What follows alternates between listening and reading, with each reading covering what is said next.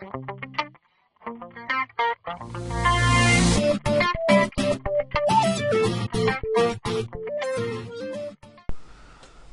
what I thought I'd show you in this video is how to make really good web graphics for your blogs or website without using Photoshop, I should add. These are like just quick ways of making quick images that stand out. Like this one, this picture here was done in what I'm going to show you, the software. In fact, most of this was done in that software. This here was done. All of it really. Even let's go to the box. This box was done in Photoshop, but the cover you see on the front and the side, and this bit here, and even this word in here, is all done. Even this was all done in the software I'm about to show you. And I'll just show you some more stuff that was done in it. All this was made up in and stuff. These are basically good for web graphics. If you don't want to spend time in Photoshop and just want to do things very quickly. So let's introduce you to the software. It's RealDraw Pro. I don't know if you've heard of it, obviously, but it's RealDraw Pro, and I've actually had to size the window down to fit into my recording screen.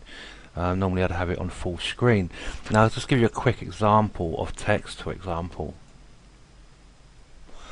So let's put some text in there. Hello test. Let's bold it, and obviously you can change the fonts. That's a good font, by the way. I should add while I'm here is the Token Pro anyway. So let's leave on that one, and let's OK that, and we can just simply size that up. And you're probably saying right now, well, hang on a minute, that's bigger than the canvas, but that's fine, because just quickly you can trim the canvas plus padding, which you can preset as well, the padding. And it looks pretty boring as it is, but here's the beauty of this software, is you've got all these options down here to play with, and shadows and effects is a good one. As you can see, straight away put a drop shadow on there. Now on my site you noticed it was white writing, so we can do that very quickly. There you go, white text, that's with the shadow background, but I like this one here. It's like an outline, and there you go, it's very quick and simple. And yeah, there's not a lot to say about this, it's just so simple to use. Let me think, what can I show you? In fact, let me pause while I think of something a bit more clever to show you. One sec. Okay, what I've done is I've just imported an image basically, and I thought maybe we could try making something out of it. So let's trim the canvas to the right size, and we'll move him down now, because we don't mind this overlapping the canvas because we set its size. Say this was for a web graphic, for example, and we'll leave that text behind to make it look like he's walking towards it, like so. So I don't know, if it was for my site, maybe it would be come join. Change that text there to come join, and again you can size the text and stuff quite visually on the screen. And we could go and start a new text, but to keep things simple we just press Ctrl C and Ctrl V to make a copy. We size the text, and you don't want to maybe continue the text all the way through in that style, but let's just put let's rise like that, and yeah, it's looking too uniform there, so let's change the background to a drop shadow. Maybe change the text to a really like bloody looking red. Okay, we get the idea. I just added that to the custom palette. Okay, so I want to use the text again. You're getting the idea. You just knock up stuff. There's a rise. In fact, rather than put another one in, let's just enter that in. There we go. There's a Bryce blog. We could put a background in there. Maybe let's try and muck about with it a bit.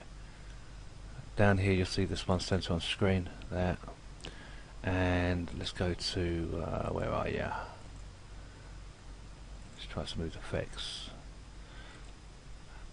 Really, what I would do is, if I was working this for web graphic, is I'd probably import a picture of the background, but that looks pretty cool, and send it to the back. There you go. And if we make that a bit smaller, there, just cut it in a bit, just to give it that little effect. There we go. I'm going to cut that down. In fact, let's center that again there. As you can see, what I've done there is just making it look, giving it that overhang sort of effect. In fact, let's just nudge him down so he's walking into that background. There you go. And that could be a web graphic right there. Now, there's two ways of saving it. I like to do, if you want the background transparent, you can click this button here.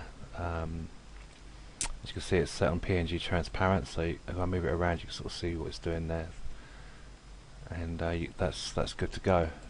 Or you can just change it to JPEG. There we go.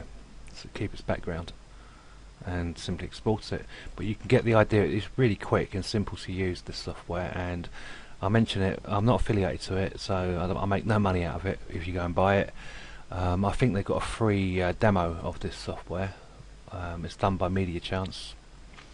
Let's get them up for a minute. Where we are, oh, there we go, Real Draw. Yeah.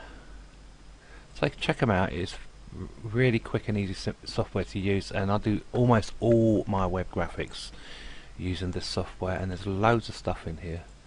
In fact, there is some new stuff which I haven't even used yet. This is a bevel effect, by the way. You can bevel things. There you go. Just, you know, play around with it like that. Just make that little bubbly there. Yeah, I will do some more tutorials on more advanced stuff using this software, but I just wanted to introduce you to it very quickly. Again, it's RealDraw Pro. I'm not affiliated to it, but it is software that I use all the time, even more than Photoshop actually, because obviously you just want to do quick graphics for your site, and this is the baby to come to. And I've used it for years, even the old version of it, and it's really cool. So I hope you enjoyed that, and check it out. I'm sure they've got a free demo of it, a 30-day trial or something like that, and it's not expensive software. But if you use it, you'll see what I'm talking about, how simple and easy it is to get some really good effects from it. And yeah, anyway, I hope you enjoyed that. Bye bye.